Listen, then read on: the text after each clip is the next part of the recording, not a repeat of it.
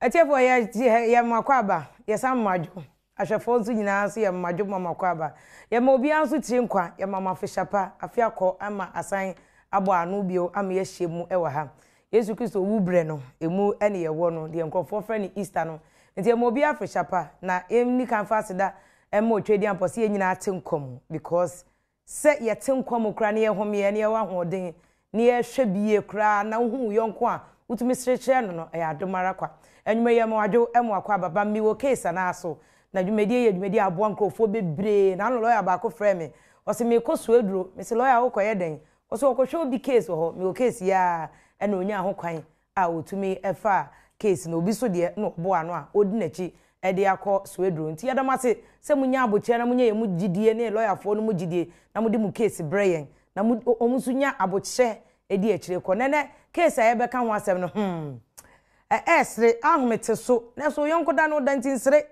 papa bi di na sema betu ye ni mobile ya osu na yira oyire di oyira sen onya akora ena nya sa afa no wasi so onya abaya wanyini obi a waso aware a wadu de wahu nti ye be ko video no so ne akwa kakra wose ya yira ewie ase akora wose obi awia ne yire ene ne yira kotena ene no sebe ada amon ne kora wo ba asemo ye ka ne sen iti ana ye ka ne nan afa another case so wo no so ba bi ni oba ma bi so akoya aware be ma ne nya ga nani eno na aware afa aware ja ye ba ya emra ben ene ye de hwe agu aware no ye de ga na mra anasa brochira be ma ne fire no ho mra ene ye de hihya aware no ana ye de igu no ana ye de hwe nkwala ne hwe makora no obekọ be ma no anasa obeba no ene mo case ana ne de sama kese na abete na ha ya fra me vim lady afia pokua ye ba me che wa lawyer fo kuku dam ya o ma ben e ma besia pa o na hye unkran we abaya na afa no wasi so na akọ GHS so kọ SHS wo university why wadwene so we dia lawyer kra no adwuma na edin etisen a to wadwene na hu lawyers a e ma besia o mo we borofo ho na be o se hwe se ma nso tumi kosoro ekoye adwuma ibi e ma ne yeye hye ho den nso beduro ma me nkọ ne nkọ video no be ma na o se ya wia na yire no na yira no yenko ye ba beto aso me wo case na ani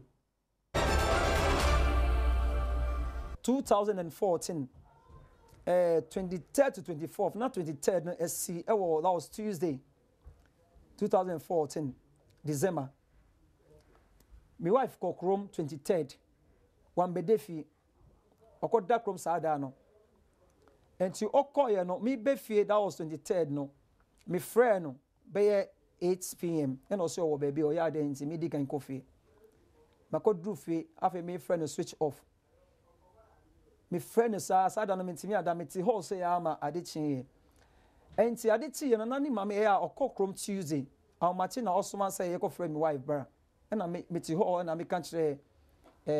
akwara na osoma no say me wife no me da fi na ni mam say enti he fine na me wife wako what pie one bedefi and I'm saying minimo ni phone so off enti ho no ma na masu sha say o domini ba na make say ma da bi ye nim ni esenti nyabotre no brasa enti mi masu no jaye ho that was Tuesday no ekokro enti mi wo fia be 7:20 anapa and obi bog gate ko big gate na me wife and obaye enti abra obe fia ono mo me hwe ni sa no na on hwe ni ring no ni wedding ring no eni ni sa enti obechia me we no begine so man bisa no hwe e hon ma na oja me hon e na okoda ni ma me den hon na wa lock dan no enti fact me frɛ asofofo no na me bɔ mama ne se ne ekoso ni na me ntimi ne omo entramfe hon biom se eni enhu a enye time na me ntimi se me wedded wife be ja me ho akoda kro enti me frɛ ma so me ko na me ntimi ne omo entramfe hon biom de ekoba ne se Minam ena obi share me ena nipa no share me no man congratulations ena be stand say they are saying no so who my wife say or coordinator ena am say what also who my wife say or coordinator enti me koye hwehwemu apana pasa me yiri onyem that was 2015 September ena yebusa penny a friend me say my wife friend say on to me to our race so be menti or twa our no na me busa penny ka chen say e court our and so pay me bi ma me ko ye den oko divorce me na ye ntwa aware ni so enti ne ese ne say me ho no ma na asori for no say once oba nyima ye ne ndi asenti me twe na owo wi ansa na ya di asem no nti me ho no ma na mate said that was this year January wawo na oni man no ne a oni no ko wo fufuro no o ma ye adore enti me di asem we ebedan Adom TV for ebisa lawyer for no say ma se me wo case ana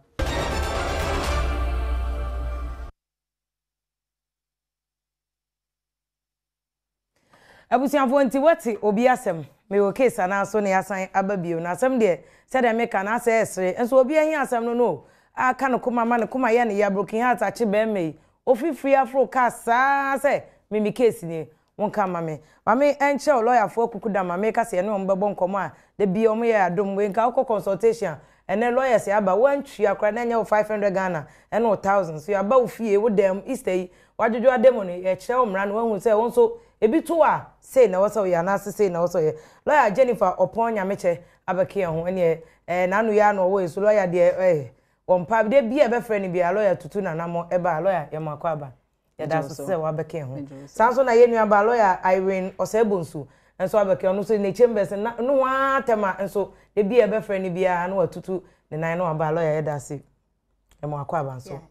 omienu ne ne ye ne ombebo nkomo ne ahwe se de abranti case e betimi aboa na fe de lawyer beka no na fe de no afo so na lawyer Osebonsu ma me sha se free wo abranti si number 1 o se ne yira wa medefi o wa yira fe obaya okoda be ma foforo nchen eventually said the kan kora no one be ma foforo akoyehye wo ama one na wo ama ono te yo kopie ho no kora no ye to akora din we wo case efia owo case and now ni case ne be gina de opese oyeso say opese ojai oba ne de a ene emeka say o case o case ne say wo hwe ye amra fa aware ho a Matrimonial Causes Act no 1971 say there were only one ground for divorce there say the marriage has broken down beyond reconciliation chese aware no egu kojo to ye eno kwani ade akọtun betime gina so amaye gu aware no kwani the only ground for divorce but on say obesi den no akasa aware no egu kojo to enye de a also check court no bibi e chese aware no egu na emu baako ni say oba no ana bema no akoba adwaman na adwaman no akeke no ho enye enough o se so abo adwaman na chese adwaman ni nti no untumi ne na entena biem chese ohu nanim kra na oyema so nti adwaman no nko ade untumi nkokot nkasa bia ukuna abo adwaman wakofa girl ana we ira abo adwaman wakofa boy nti uja no untumi e wo se wakofa adwaman a e wo se because of adwaman money nti no na say ne na court for no ko mo ye agudie Yesu kan no so because say you see the kan Bible no say ade ba kon obi betime gina so a obegya na yira na ne kun ne adwamamo wa ma ho condition bia efie sana Ghana mranity or say the person and the respondent said the wa de was en court so ne petitioner the respondent no has committed adultery and that because of by reason of the adultery you find it intolerable to live with the person don't say because you one more wa adwama so betimi na na wo be manage kakra say me de be chew it is a be mani person ojai oba ne dia ene na make say okay na so mpese obegya no so se oba no tie oba no wantwe ama aware no wangu no oso mo ye court aware na je so man ordinance wantwe ama aware no ngu no no ba na ko ene be ma foforo akọ no nti se be ma ne se me de wabo adwama wakọ wo kra me pe sa ene won ntumi by force enkote oba no efi be ma foforo no efi se okase oba na kọ ware foforo sa aware foforo na waye no enimu baby se be ma ne de nsa akoma na ebusuafo na geo se wakoye ne wedding wo baby o so long as say oni ni kunu krachi eda so ware na ware ni yenwu ye ne sa ware no enimu but untumi sebi oba se ompewa untumi enforce no ema ontena wo ho ebia ne se nkone ni je ho ankone obi foforo ankowo enti no de metimi aka say the case or one so untumi enforce so ne se chinchina oyire no nti se be ma no pe no untumi hye oba no nti e be anka we wo ne we oya client anka be advice nso onya no chese sa na nka me advice wagya wo ho ne obe ma foforo akwo dia untumi untumi enforce no say chinchina one wo meware emra no emma ho kwansa nti no o say opese okwa ni case anu say obekọ court na wakoja no na chese ye twa aware ni la Jennifer musa so wadwene wo sa case abante o case yo asana me kasa no me pese michia wahwefo ni na ene Easter me mebusuafo ni na omo hwe me michia mu ni na nso sania minia ya kan ejina nia ono be ma no pese oye o case ya obi pa sene oba watumi aware no mu akwan so na waye wo say me asem ne te ka na ye me aweho nti say na waye wo no ni na che say everything show say wabo adwaman na ni case na akami case bia ye decide no 1973 e wo Ghana ha case ni your friend Ajete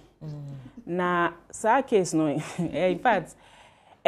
similar to this one oberema no e dey kodan court say opese ojanere because ne no akọ twempna wafa ne chi wa twempna na ni na ne say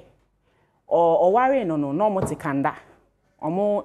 handan no mo tekanda na oberema born homodin na osi dan bi wotashi okay inti no si dan no ena omnina susu se ombetu efi kanda ho kanda wa kotna teshi na omo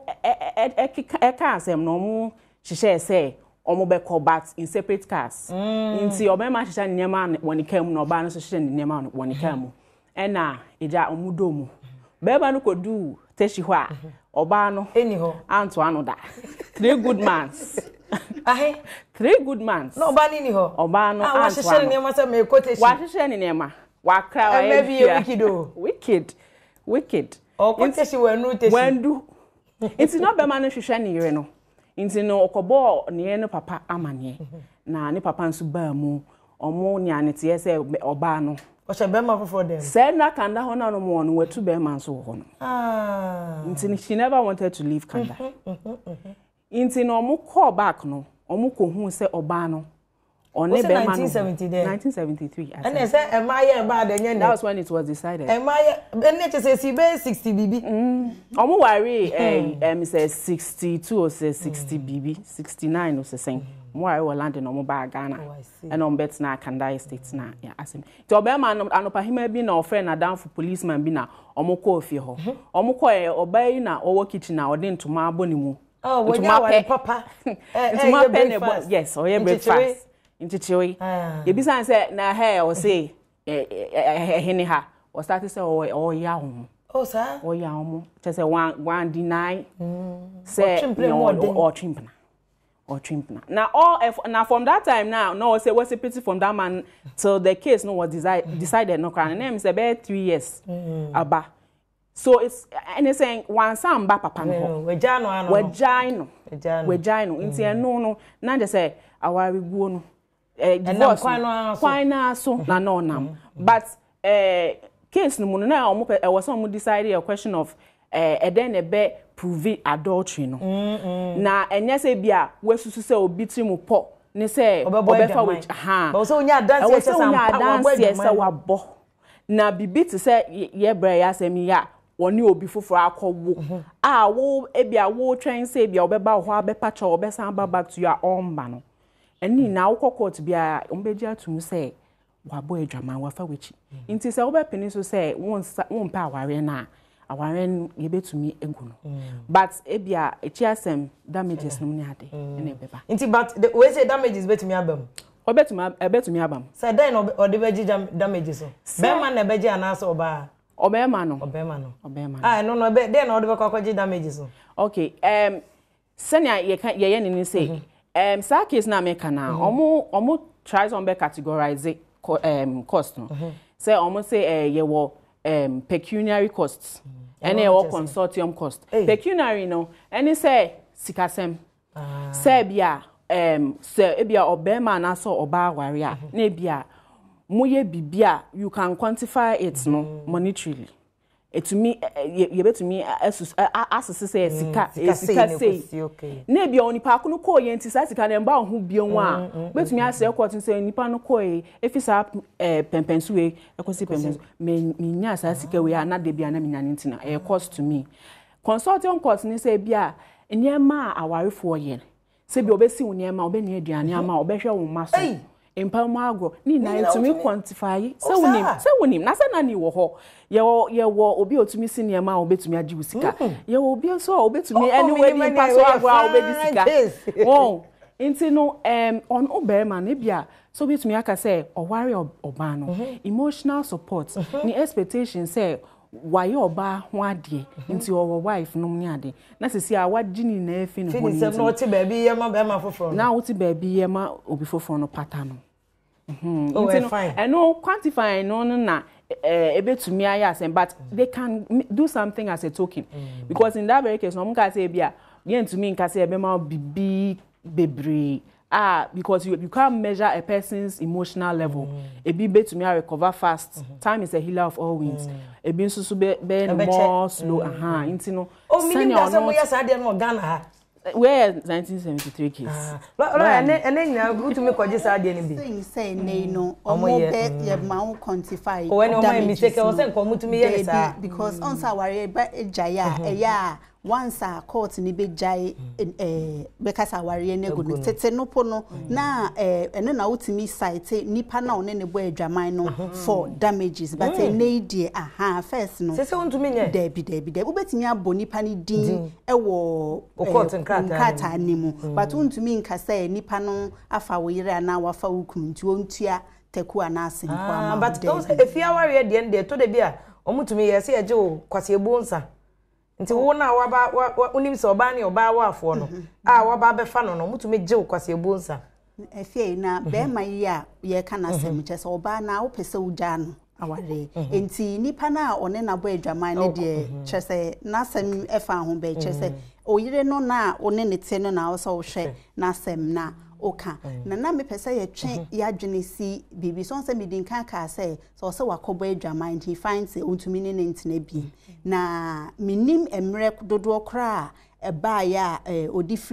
free fie ho minim so oba ne ba ya no free ho ana say o chema edi be 2 years because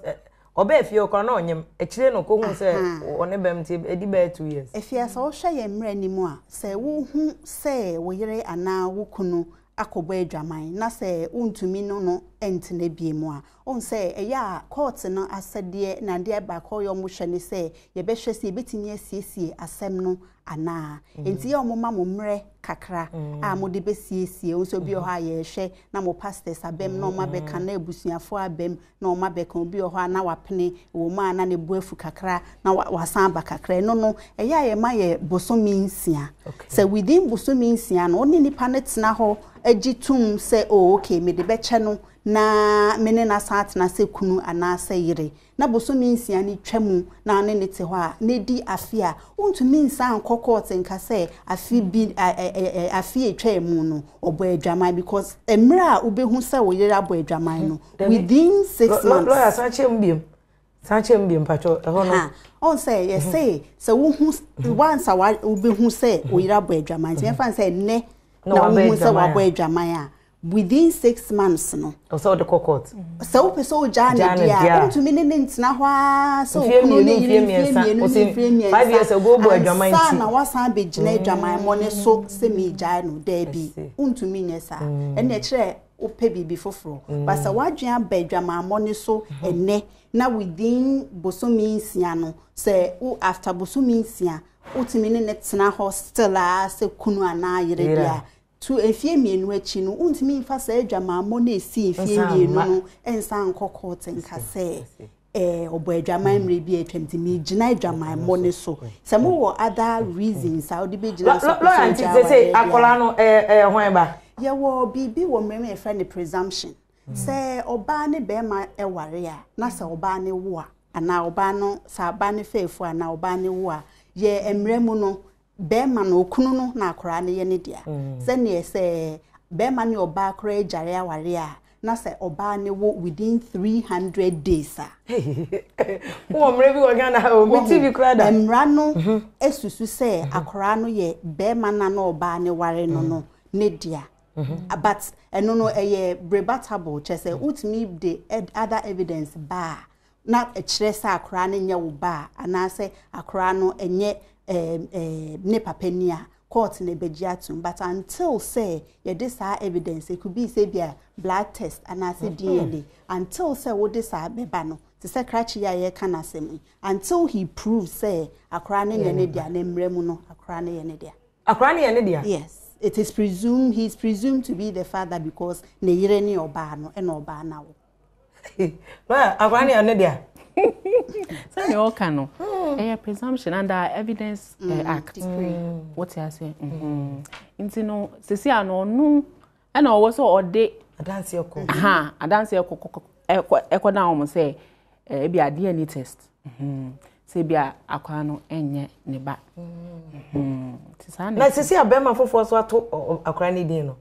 ebema na adwuma ya din so be prove say akwa ne ba na asesen say abadin de wato but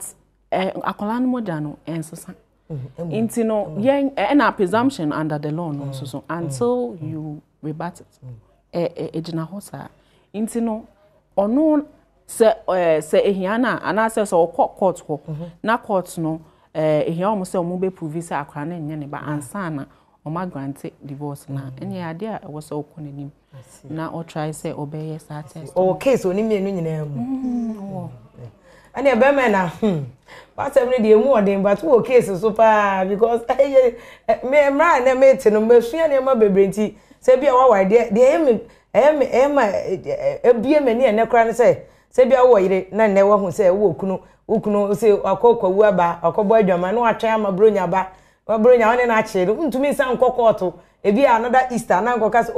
judge last Easter no mi kunu kokwawu no oni ge bi ko twis ogu kra ma ene kra de ge so abom ye wado sex tape ba video wunim nti wo be di kan kodem mo ode ni phone na akoto no atwa ne kama so pa osika edi akoye bi obi a woni afika kra na wo di bre no to atwan ama mi we o mami a ode akoma yire na o yire aba se wa kwa Easter twem bronya twem o se mi de mi kunu kokote sex tape ni enti sex tape no judge jina so na gu aware ma bra bronya wo ni ba me kra koduba akochele oti ate makokuma akochele makosoga kopa akochele the lawyer say chair nti be me na wo case ba ye ntwe homra ye ba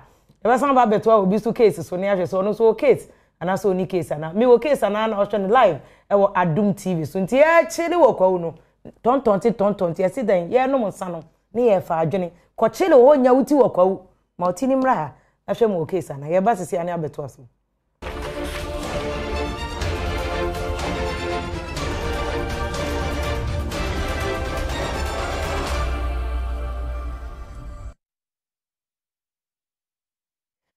for ya sam makwa babi we live or Adom TV so mi wo case na enene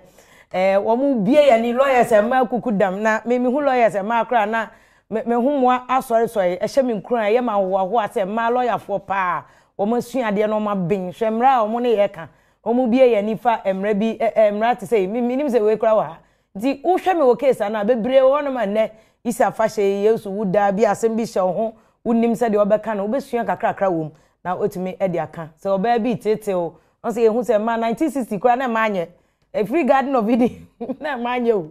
mema so nye party ase di wo hu no wada ho so no ehun se de emra no de beye ye pon so na lawyers na mu bia so na ma ofra mema wo mo number no na bia wasem ne ti say ya wako hu wo mo na no wo makasa ye nsem wo to so mienu so ye Awuraba ba ko wo so de Daniela wedi mfie aduasa 30 years na onamo na okohia yi Abranti ebi na nyo so hia na abontion online and Facebook enum ne ade no ase Adom radio kase voice station ye Vox Pop ebusa nkrofo he na okohia oyire aso dem ana se Abranti ba ko so hia no Facebook no nim sa ware no kra nye ye but ye on na tena mfiansia into one dey ye into we so sa so online ya no okohia be ma no o de hashmi na wo so hia na ne ye ya be se bo so me kakra na be ma no ye so ba be ware into be ma no Pakistan ni o two play na Africa Pakistan oba Ghana oba ya omo ye fiawa ye kama ne girl na ni age ene Ghana for de hu Syria for ne Lebanese for ene Pakistan for ne India for kra ye bu omo broni na ono so we nya broni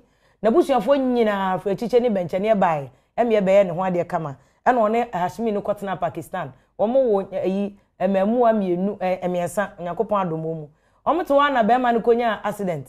afa be ma na busuafo so omunim girl no ba bia ntinya de awaye no ombeji atum ye na japade so omo ntumi nye ne ntum nti na chese japade bia no girl no a ye Ghana eni no obenya ne ma no so omunya hwe oba no wo case ana be ma no wo case ana ne eno na ye ba beto aso e wo me wo case ana so wo live e wo Adom TV lo osebo nsumi hyase fu wona musa se obey wo case ana be ma Pakistan ni ono ye Ghana ni ye be ye no ho ade so obi anim wo case efia owo case ana oni case ne begina aware kro no a omoye on se ne o kan ye on se customary law chese fia aware eno moye o hwe Ghana constitution a efia aware ye gitum pintin se ya aware but ebegina baby kra oba ne free on say esno babia ne yamamre enti no se woye se asantini ana kwawuni ne ye obeye ne ho ade te sene ewo fie te sene kwawufo gitum dia ene Ghana mremu no eya aware enti but je se be ma ne krom Pakistan no se be ma ne busuafo ni ho a ayefro na se ana chese aware ne nya aware efia se wo hwe Ghana mremu a say omanfrani ene o ware a eya ye hwe baby kra mo ware ye no ehomra na ye de hwe se aware ne edimu anase endimu eti so mo krom Pakistan say be wo se be ma na busuafo ewo ho ana wo so omi se ya enye Pakistan mra na ye de be hwe aware ne ye wo ye hwe wo Ghana ha enti ye Ghana mra ene ye behwem amiehu saware ni edimu ana enimu enti depending on baby a oba ni free no se be ma no ebeye ne ho ade fenchen ma ye gi se Ghana mra gitum se ade a omo ye no eye aware de a ene se ne be ma na busuafo no omo krom 30 se Ghana mra gitum a eye aware but be ma no mpacho eyi a wokase aware Ghana emra no kire ba bia se ye fie aware wo se be ma na busuafo ewo ho ana efia o hwe yen case law na te say ka customary law no say ya na ya te say fie aware enti na te say abusuako no ne hia but nay with the changing trends in society ne kra bi o ha ye ne ho ade kra no a baby o ma me aha obi wa abrochi no be me bi agina na nemu na ye gina na nemu na obi okra baby o ma me eni opapa wono kra no omuntumi emma kire ope hoho bi ana na danfo bi na chese wagina mama na enti no it's really neither here nor there enye se say chinchine twan say wo say chese be ma no abusa fe ko di bi say bi kro de na danfo ne nafofo di na chi bae but say ye krom no ye gitum say e ya aware be ma no esi ni budua say ayampa oba we na mebe ware no nim se na ya aware e na o ye dia e ya aware we de ni bie pa ma ye yo o se Ghana tasi bogus ni say bia o ntumi mma ne krata ni nemu ana obi wo honom kra na friends baby a ne visa na dru no ko ntumi mma adwuma bi a wonya no fofo nti timpacho me ye nyina fanto ye nimpa guess no bi be ye ho ade ne be ye se na danfo kra na be gina wa na mu ne wo fa busuafo be hunu no nya ware ana lawyer che aware lawyer umu ne say aware se ne onu aba ne ka no me hunu se ne o ka no ejina baby a mo ya aware no emra na hwe aware so no e ka say we aware pa na say otherwise no inti no se ne aye ka no se omo ho no omo ditum se obema no bae no wa pene so se oba we obeware no inti no ade na oba abeye no obeji oba no nsa obeware no na chese ya ware na nka ntiti no na ye essential characteristics of customary marriage na insist say first of all parties no but note to say first thing is say oberima ni oba no omo e wo so omo di tum so omo be ware so omo ware omo wo so de omo age atum omo age atum omo mienu a eye odo kama aware kama senior story no kono na second thing ni say oberima na ebusuafo be di atum na ebia ye de nsa biako no oba ebusuafo no so age atum no omage nsa no na last one consummation of marriage but senior yen so ye evolve no ni ade no senior lawyer kan no senior ye evolve no ade no ebetumi aba say senya omo ye omo di nkita ho no omo ade atumu say ya aware kan. I see nti omo wo case pa wa aware no ho also say you evolve there's this 1992 case and then current CJ Georgina Woods that time not or literal J or a case near the Sylvie and another versus Keku 1992 2 Ghana law reports 180 to 194 and no cry no and no say aware say ya or can say and yes say so bane for amfa and presence my bear man in for and a bear man in for presence are more ban and no crunch say na say or my bibia na nipa mienu na jatum so more warrior won't mean ka say oh me pesnap 10 one farm ma minti enya warrior so penny for bi so boost sabi nkofo sabi kofo kwase pa o Ghana o we so wa ma me say na me say me page ene kwa de say binum so oba na wie university a ona no engagement bi so mo je iPad serious o ne mani nyina waje awie no o so pa iPad ne ba na wie university papa get ne papa so pa iPad enti na je say omo ye de aka ni nyina wie na so wan fa iPad na nkwa papa no ana say ma ntumi mekasa waye we ni mu there be say wajia to me wie say waye ne wo say say waye ne also ye nyina wie a na kasa ade ba ko penti ene na kasa aware ne mint na mu kra na ne sorry free na omo maka nye ne omo beye but na say de okay CJ so aka say omo amfa bibia kra nko na say omo bojja eya na ware na nipa mienu na gya tum say ye ware a yes see just a presence ni we ndi on say first no ye ka so abusuafo mo kogya wa nti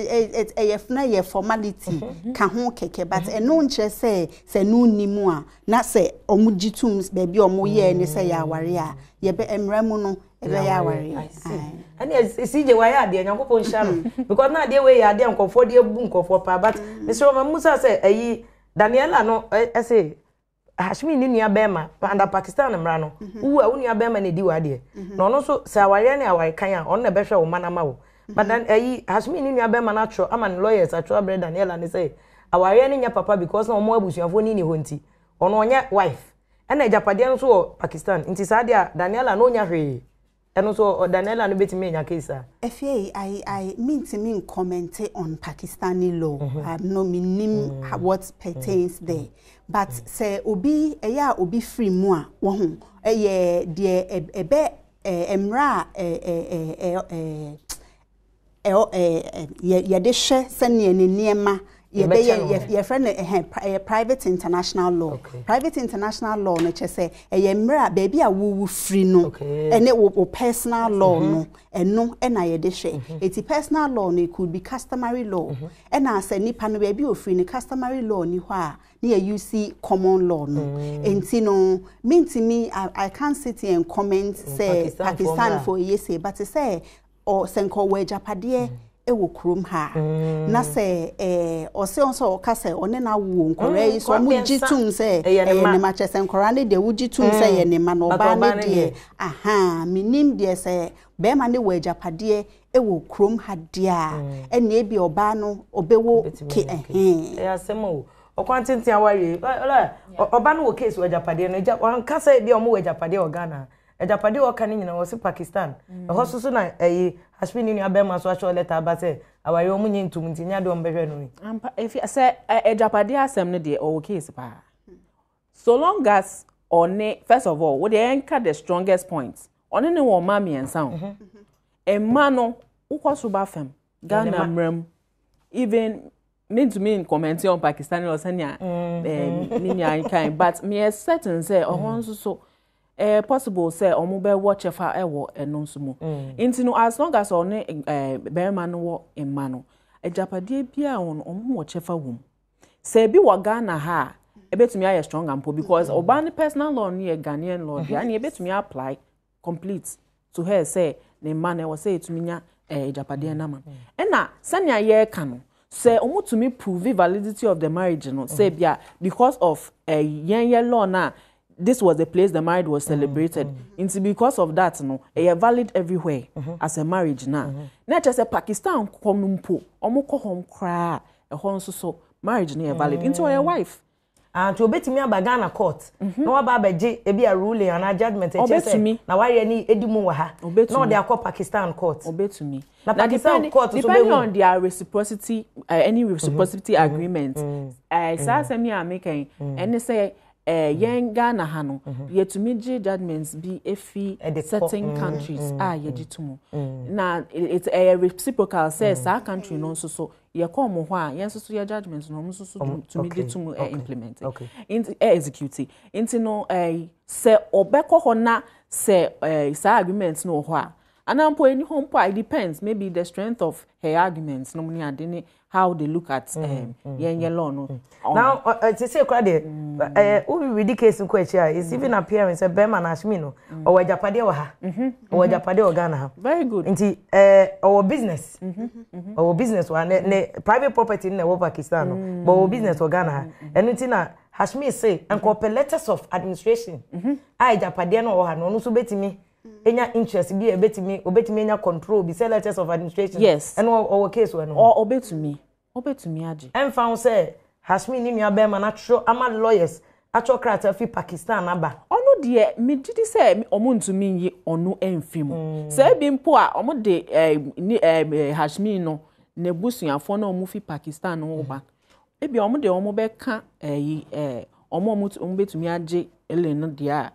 e betumi possible because well on the order of priority no wife and children come and son na parents ni customary successor and depending on customary successor na all Pakistan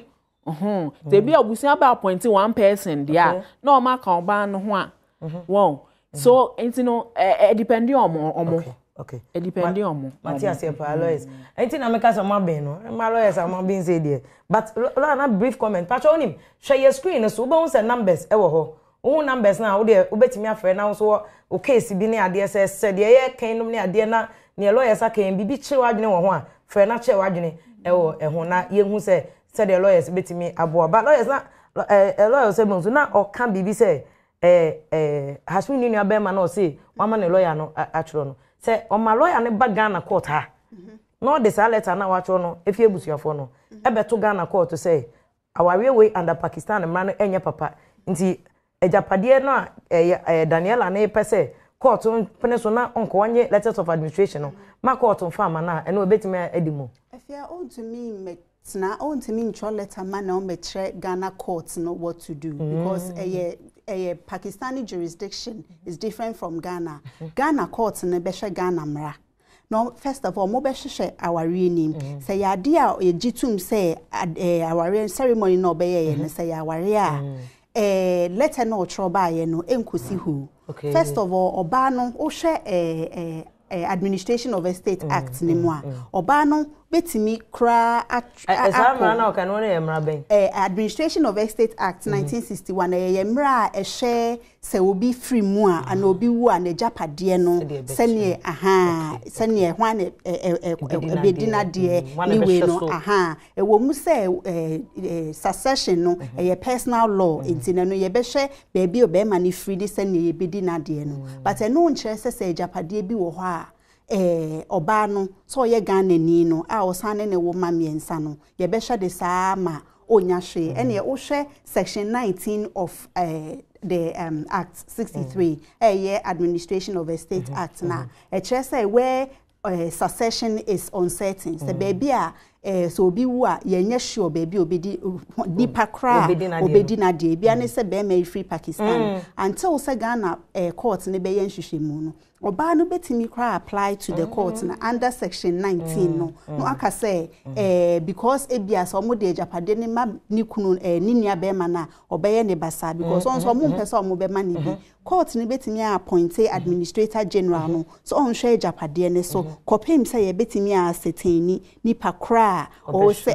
obedi na de again oba no so san ye Ghana ni and on be ma ne wo mamiensa enti obetimi apply to the court for letters of administration as a spouse say January ni tuma and also as a next friend sana friend next friend for ne man because oma papa free ma wo na obetimi abo enkora ne ho ban a chen obia enti it stands to reason say japade bi wo ho a ye be make sure say wo say ye ma letters of administration a wo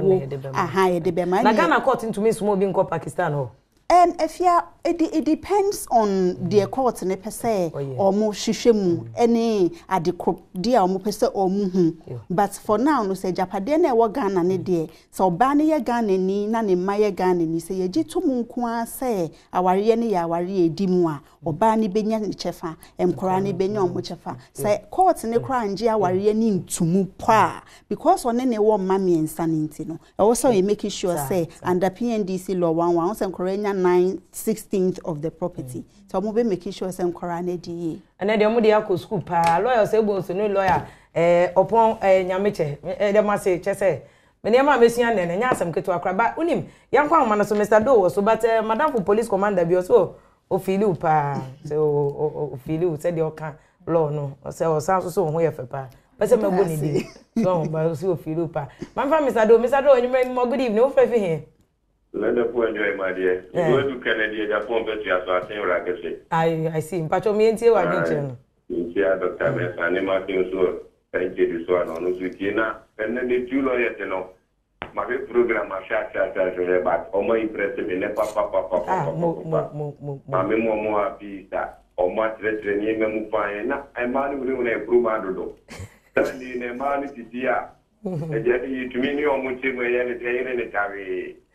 Mata na adi we gini panjole papa na ma memo ya mi tramo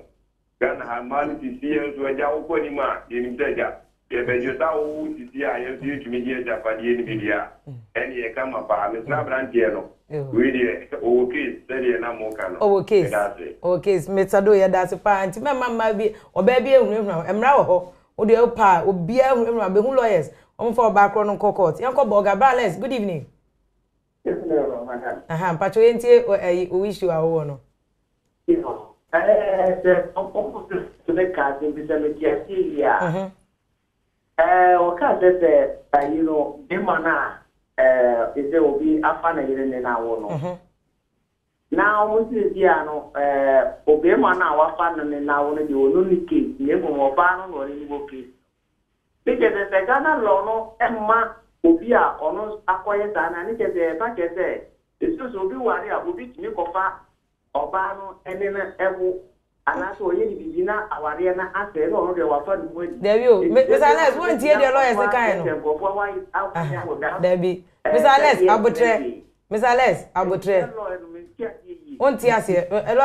lawyer be chi omu ba de o kan ni say o ya ayemo a so hwe wa ayemo ni ye nti hwe wa ayemo ye no wankwa abonte be ma no obefo yire no amebokro no wo yire no wadi mfie du wocho wanyini ene kwa de Ghana age for consent kwa 16 wanyini enti se wo adwumi ara no okọ na be ma bitu menyem na wo yire na wo ne no problem e de no kwa abonte e de no otumi ko da ho nipa na to no mu na o ono akoda ho ebie mu ma no no ne nyem ye ne ne be ma no yire na wo problem mpacho good evening. Good evening, welcome to Nyankopado, do you kase free? We can flow Boate to Obo Parliament. Boase fa tutuka. Ana nyina. JJ to Obo Parliament. Okay, but your mami tie o. Me da so. Amo mo loyalty apa so pa na producers me bona bas. Dem kan say oh you kids pa na me how ka me wo loyalty oni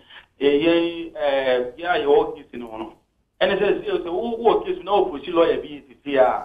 Even consulting fee and I say, it's go with your person or lawyer, and I have to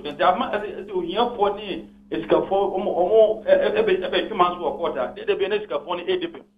So, oh, yeah, will be the I don't know. Now, work is pan, nothing, and also. What could you for?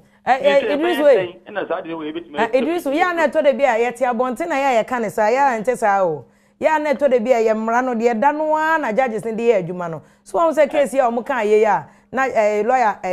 opon efu nyameche wo kan say what they say ajete versus ajete. Oba na na ebu be ma no kwase anya se be ma ni bi. Aso court di ma be ma say we die oba no. E ma court kwa say aje mpata e de ma be ma no. So ho nti eya wo say ote mra na se a emfa ho lawyer bi your cases be bria lawyer so to make us me ya money free me omo ya de che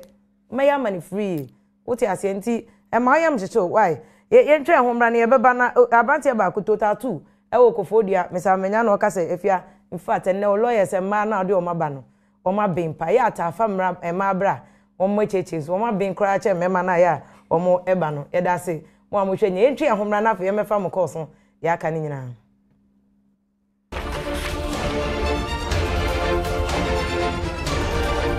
but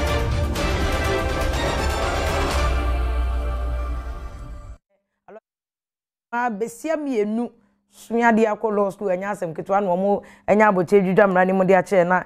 sister ba ko say if my sister is from Belgium oba Ghana na obehwe o ono so wo issue kakra but o se o chia mo ni nani agye mo say ma besia mo